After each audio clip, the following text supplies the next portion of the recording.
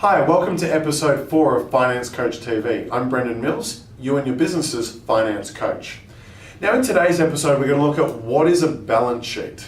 Now, one of the biggest challenges people have with financial information is that quite often it's a lot of ambiguous terms and a lot of numbers and just a whole bunch of them that is just too much to comprehend. It's almost like defeat before starting, because you go, I'm looking at this and I don't get it. I can't be bothered.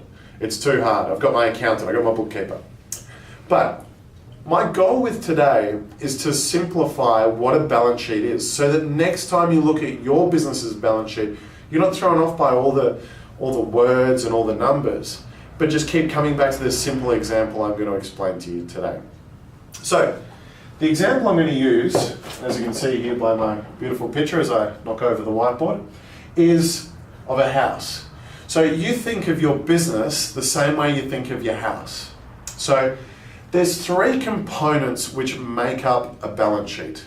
There are the business's assets, so what the business owns or what it's entitled to.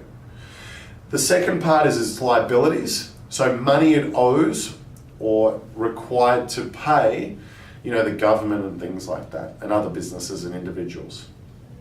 And then the balance between the two is the equity. So of course we hope that our assets are worth more than our liabilities, which gives us equity within the business. Now, the difference between your house and a business is the business, its assets and liabilities and equity is made up of a whole variety of things.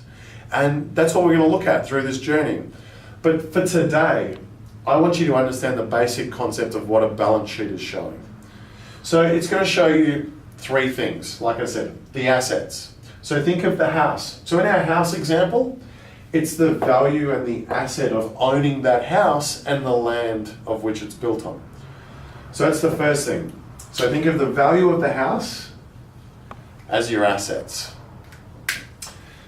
The next part, more often than not, we have a mortgage or some form of debt on the property.